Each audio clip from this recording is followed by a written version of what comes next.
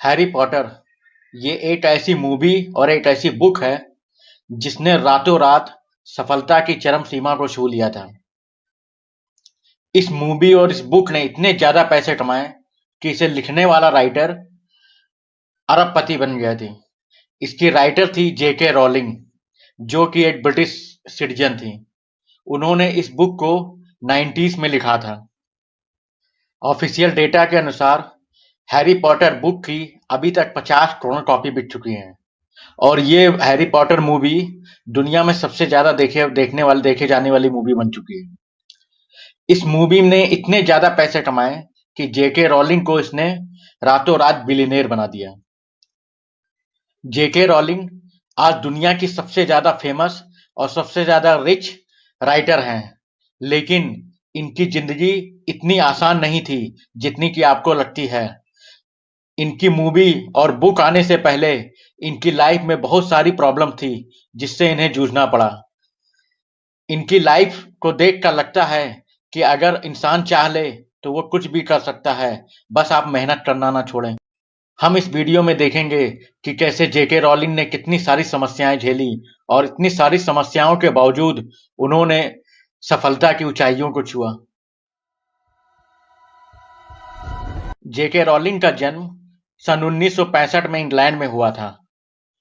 1982 में जब उन्होंने ऑक्सफोर्ड यूनिवर्सिटी में पहली बार अप्लाई किया ग्रेजुएशन के लिए, तो उनको वहां से रिजेक्ट कर दिया गया, जिसकी वजह से उन्हें बहुत ज्यादा निराशा हुई।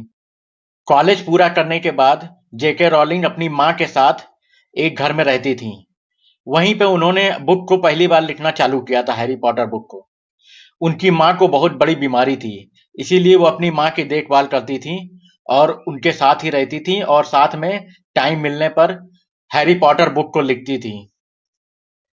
जेके रॉलिंग का सपना था कि वो बहुत बड़ी राइटर बने, इसीलिए वो हैरी पॉटर बुक लिख रही थी और अपनी मां की देखभाल भी करती थी। लेकिन किस्मत को शायद कुछ और ही मंजूर था। सन 1990 में उनकी मां का बीमारी के कारण निधन हो गया। अपनी मां की मौत के बाद वो पूरी तरह अकेली पड़ गई और वो डिप्रेशन में चली गई। अपनी मां के निधन के बाद जेके रॉलिंग पूरी तरह डिप्रेशन में चली गई थी। उनका लिखने में भी मन नहीं लगता था। उनको बहुत ज्यादा प्रॉब्लम हो रही थी। उसके बाद वो एक टीचिंग की जॉब के लिए पुर्तगाल चली गई। वहां पर उन्होंने धीरे धीरे लाइफ को नॉर्मल किया और फिर से लिखना स्टार्ट किया। काफी मुसीबतों के बाद उनको पहली बार कुछ खुशी का एहसास हुआ जब 16 अक्टूबर 1992 को उन्होंने शादी की एक पुर्तगाल जर्नलिस्ट के साथ। इस जर्नलिस्ट से शादी के बाद उनको पहली बार मां बनने का मौका मिला। जुलाई 1993 में वो मां बनी, लेकिन ये खुशी ज्यादा दिन रहने वाली नहीं थी, क्योंकि उसके कुछ ही महीनों बाद उनका तलाक हो गया। अब एक बार फिर से जेके रॉलिंग अपने छोटे से 3 महीने के बच्चे के साथ बिल्कुल अकेली थी। उनका कोई और सहारा नहीं था। उनकी मां भी पहले मर चुकी थी। अब वो टोटली अकेले थी और धीरे धीरे डिप्रेशन में जाने लगी थी। अपने पति से अलग होने के बाद दिसंबर 1993 में वो अपने बच्चे को लेकर अपनी बहन के पास स्कॉटलैंड चली गई। लेकिन अब उनकी समस्या यह थी कि उनके पास 4 महीने का बच्चा था और उनके पास कोई जॉब भी नहीं थी। इस प्रॉब्लम ने उनको पूरी तरह से अंदर से तोड़ के रख दिया। ना तो उनके पास कोई जॉब थी, उनके पास एक छोटा सा बच्चा था। इससे वो डिप्रेशन में रहने लगी और यहाँ तक कि उन्होंने सुसाइड करने की कोशिश भी।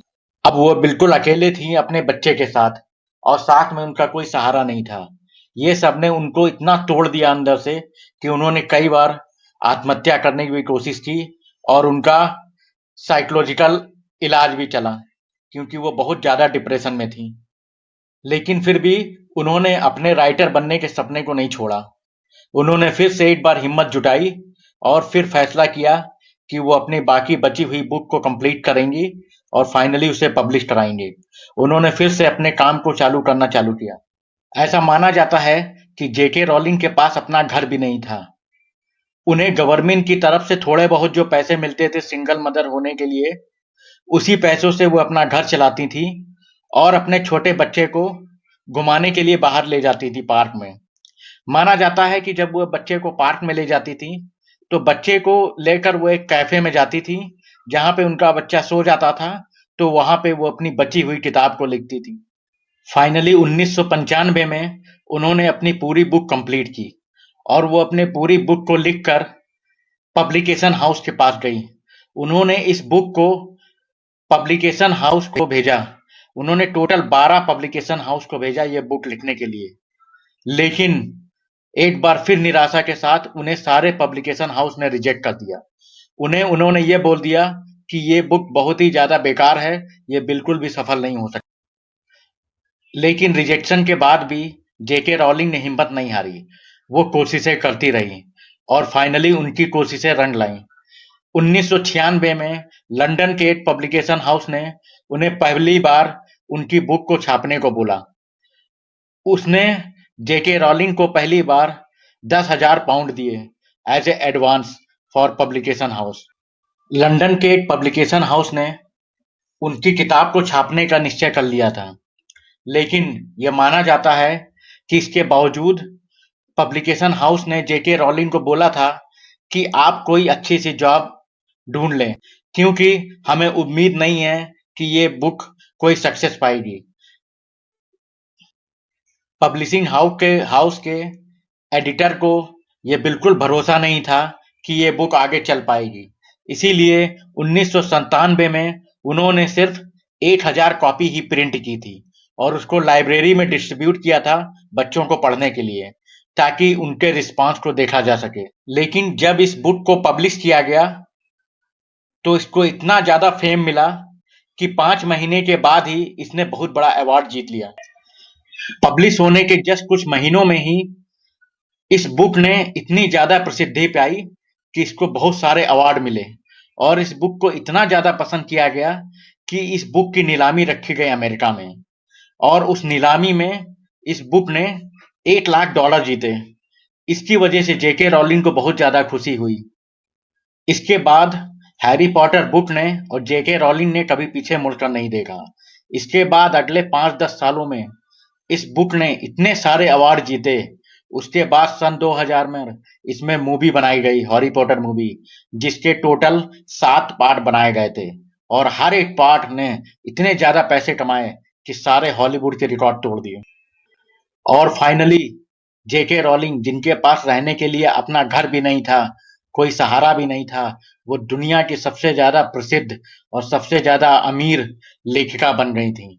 आज वो अरबपति हैं, लेकिन उनकी जिंदगी इतनी आसान नहीं थी।